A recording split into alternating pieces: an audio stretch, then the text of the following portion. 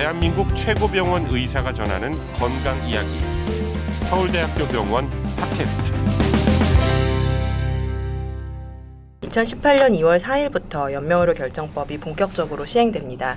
삶의 중요한 순간을 어떻게 맞이할지에 관한 문제인 만큼 정확히 알고 신중히 결정하셔야 될 텐데요. 앞으로 3시간에 걸쳐서 연명의료 결정법에 대해서 알아보려고 합니다. 우리 병원 호흡기내과 이진우 교수님, 정신건강의학과 박혜은 교수님 두 분을 자리에 모셨습니다. 이진우 교수님은 중환자진료부 긴급대응팀에서 위중한 환자분들을 보고 계시죠. 박혜은 교수님은 암통합케어센터에서 암 환자분들의 정신건강을 담당하고 계십니다. 안녕하세요. 네, 안녕하세요. 먼저 연명의료 결정법, 이게 사실은 이제 언론에 많이 나왔었는데요. 이게 뭔지 개괄적인 설명 부탁드립니다. 네, 우리나라에서 연명의료에 관한 행태에 가장 큰 영향을 준 사건으로 1997년 보라매 병원 사건을 들 수 있습니다. 이 법에서 의사는 의학적 판단이 아니라 보호자의 의견에 따라 중단하였기 때문에 살인 방조죄로 판결을 받았습니다. 물론 이 환자가 회생 가능성이 있었는지에 대해서는 논란이 있는 것으로 알고 있습니다.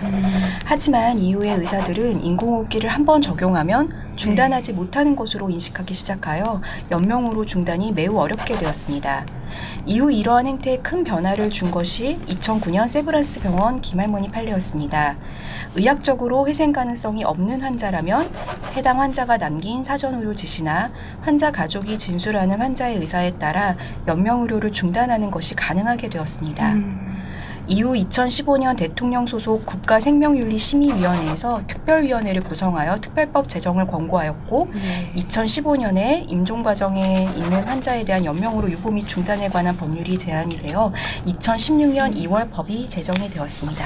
네, 사실 이제 저도 전공의 하면서 또 임상강사 하면서 그런 경우 되게 많이 봤던 것 같아요. 중환자실 한번 가면 이제 못 올라오십니다. 뭐 예를 들면 그러니까 한 번 인공호흡기 꽂으면 그때 못 빼니까 뭐 결정 그렇게 하셔야 됩니다. 이런 얘기도 많이 했었던 것 같은데요.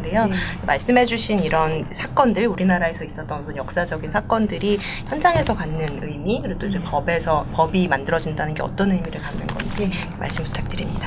네.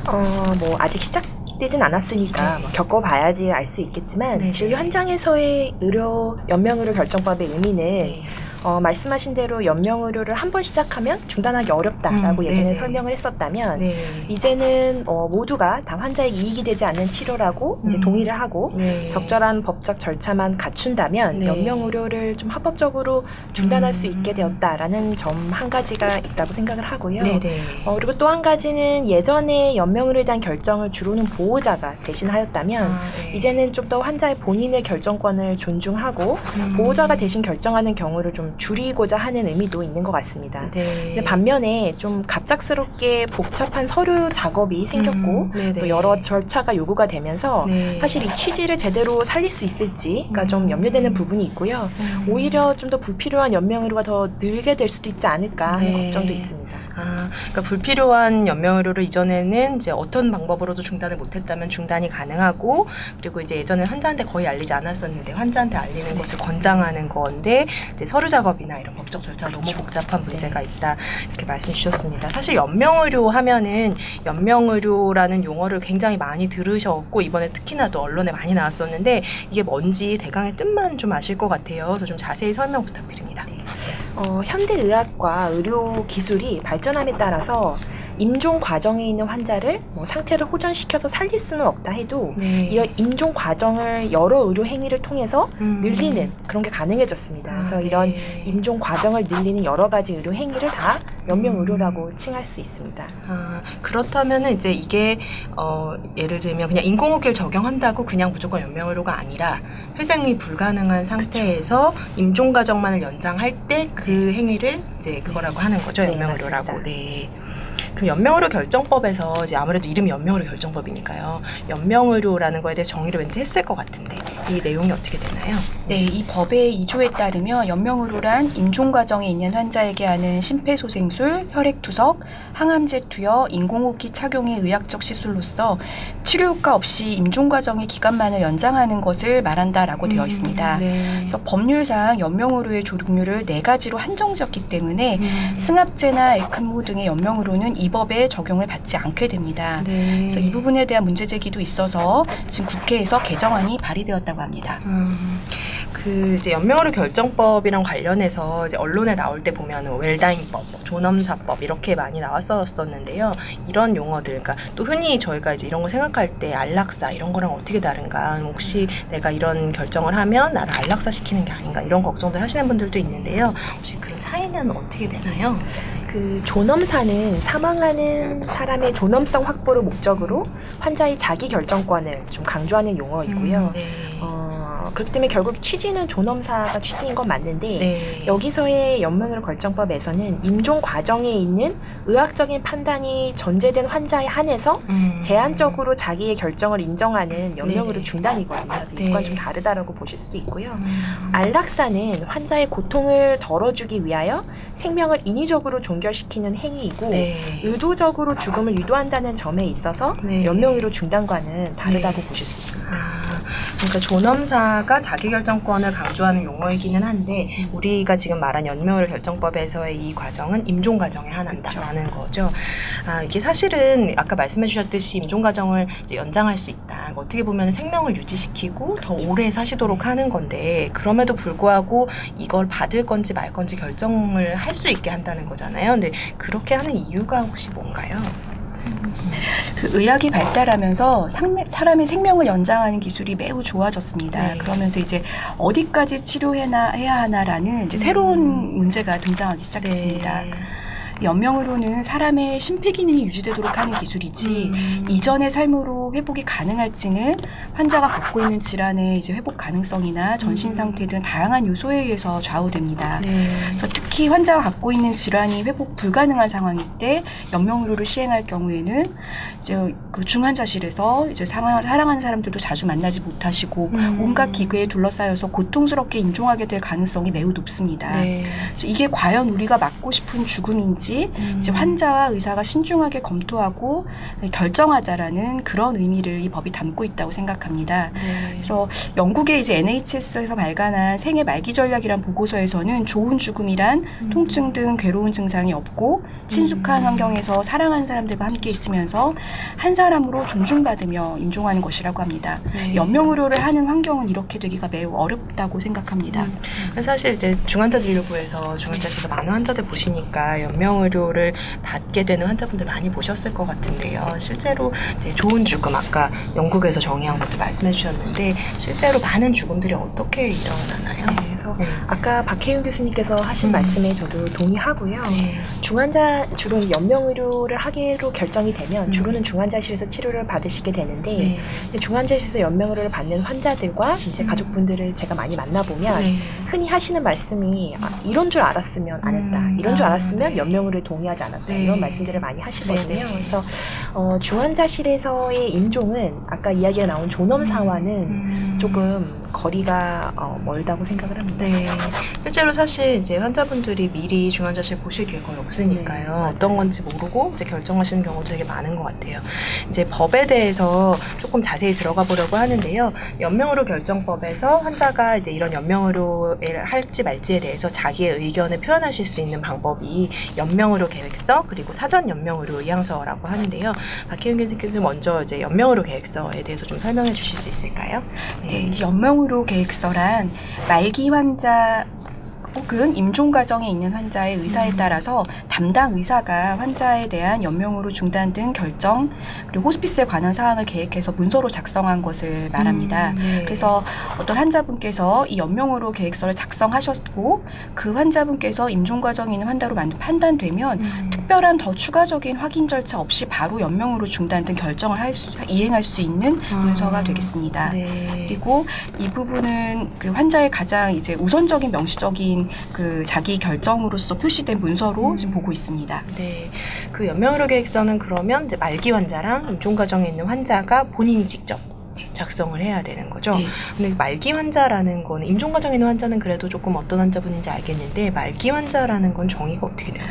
이 말기 환자도 사실 이 법에서 정의를 하고 있는데요. 네. 그래서 그 적극적인 치료에도 불구하고 근원적인 회복의 가능성이 없고 점차 증상이 악화돼서 그 담당 의사와 해당 분야 전문의 한 명으로부터 수개월 이내에 사망할 것으로 예상을 받은 환자를 말합니다. 네. 근데 말기 환자는 사실 모든 질환에서 말기라는 것이 있을 수가 있지만 네. 이 법에서는 지금 4가지 질환으로 그 정해두고 있습니다. 네. 암, 후천성 면역 결핍증, 만성 폐쇄성 호흡기 질환, 만성 간경화에 해당됩니다. 그래서 이 4개 질환에 해당되어서 말기임을 담당 의사 2인으로부터 그 진단을 받은 환자분이 연명의료 계획서를 작성할 수 있겠습니다. 혹은 이런 병이 아닐 경우에는 임종 과정에 있는 환자라고 진단을 받을 경우에 연명의료 계획서가 작성이 가능합니다. 네. 그러면은 사실은 이제 응급하게 의료진이 환자를 보게 되는 경우도 많을 것 같은데요. 이제 이런 모든 환자의, 그러니까 이 환자가 예전에 연명의료 계획서 작성했는지 뭐 이런 거를 어떻게 확인을 하나요? 의료진이 무조건 이걸 확인해야 되는 건가요, 이제? 일단은 그 연명의료 결정법에 따라서 만일에 환자가 임종기가 되었을 때 그 연명의료 결정을 하려고 한다면 첫 번째 단계로 환자가 연명의료 계획서를 작성했는지 사실 확인해야 합니다. 왜냐하면 이 문서는 환자의 임종 과정에서 결정에서 가장 우선순위로 지금 인정받고 있는 문서이기 때문에 그 작성 여부에 따라 결정의 과정이 달라지게 됩니다. 네. 그래서 연명의료 계획서를 작성하지 않았다고 해서 연명의료 결정을 하지 못하는 것은 아니지만 우선적으로 확인해야 되는 것은 맞기 때문에 지금 말씀하신 상황이 된다면 의사는 우선적으로 이 문서를 작성했는지를 확인해야겠습니다. 네.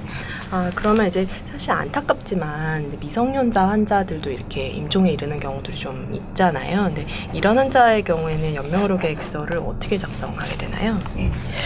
김민성 교수님께서 잘 아시겠지만 그 19세 미만인 미성년자의 경우에도 환자와 함께 연명의료 계획서를 작성하도록 되어 있습니다. 근데 19세 이상의 성인과 다른 점은 환자 및 법정 대리인에게 설명을 하고 작성해야 한다는 것입니다. 그래서 미성년자라고 해서 환자를 배제하고 법정 대리인만이 연명의료 계획서를 작성할 수는 없게 되어 있습니다.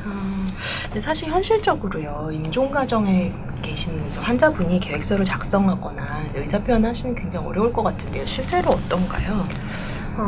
이제는 정말 보내드려야 되겠구나라고 가족들도 인지를 하고 의료인도 다 인지를 하는, 모두가 이제 임종 과정에 있다는 것을 인지하는 시점에서는 사실은 대부분의 환자들의 의식이 희미한 경우가 많습니다. 그래서 본인이 직접 의사 표현을 하기는 뭐 이미 늦은 그런 상황인 경우가 많고요. 연명의료 계획서 작성에 대해서 사실 환자, 가족, 뿐만 아니라 의료인도 사실 모두 말을 꺼내기가 어려워하고 미루고 싶어하는 경향이 사실은 있을 수밖에 없는데요. 더 이상 미룰 수 없는 상황에서는 환자가 직접 문서 작성을 할 수 있는 그런 상태가 아닌 경우가 많고요. 또한 환자의 분의 상태가 이제 뭐 서서히 나빠지는 그런 과정이라면 어느 정도 뭐 준비할 시간도 있고 토의하고 논의할 시간도 있겠지만, 대부분은 나빠지고 있다는 것을 이제 알고는 계셔도 아직은 시간이 있을 것이다라고 생각하는 상황에서 마음의 준비가 안 된 상황에서 이제 이렇게 상태가 급격히 나빠지시면 경황 없이 가족들이 연명의료에 동의하는 경우가 많이 있습니다. 네. 그러면 이제 두 번째 서식 알아보려고 하는데요. 이제 사전 연명의료 의향서, 이름이 둘 다 너무 어려워요. 연명의료 계획서랑 이제 사전 연명의료 의향서, 이렇게 두 가지 있는데, 사전 연명의료 의향서는 어떤 양식이고 이제 연명의료 계획서랑은 어떻게 다른지 설명 부탁드립니다. 네, 사전 연명 의향서는 개념상 미래에 자신이 의사결정을 내리지 못할 때를 대비해서 미리 내가 어떤 치료를 원하는지를 밝혀놓는 문서입니다. 네, 연명의료 결정법상 이제 사전 연명의료 의향서는 만 19세 이상 성인이라면 누구나 국가에 등록된 그 등록기관에서 작성할 수가 있습니다. 그래서 작성 시기에 대한 제한이 없어서 건강할 때에도 작성할 수 있습니다. 작성한 문서는 국가 연명의료 정보 처리 시스템에서 관리가 됩니다. 그래서 작성한 사람이 임종기가 되어서 연명의료 결정이 필요할 때 어떤 의료기관에 있던지 국가 데이터베이스에서 문서를 찾아서 작성자의 뜻을 존중할 수 있게 됩니다. 근데 법률상 그 사전 연명 의료 의향서를 작성하는 사람 주체는 만 19세 이상의 성인 성인이 되고요. 네. 앞서 말씀드렸던 연명의료 계획서는 담당 의사가 됩니다. 그리고 사전 연명의료 요양서는 건강할 때부터 뭐 질환을 중간에 진단받거나 좀 나빠졌거나 이럴 때 어느 시기에나 작성할 수 있지만 그 연명의료 계획서는 말기 혹은 임종 과정에 있어야 하고 이러한 판단을 의사 2인으로부터 받아야 합니다. 네.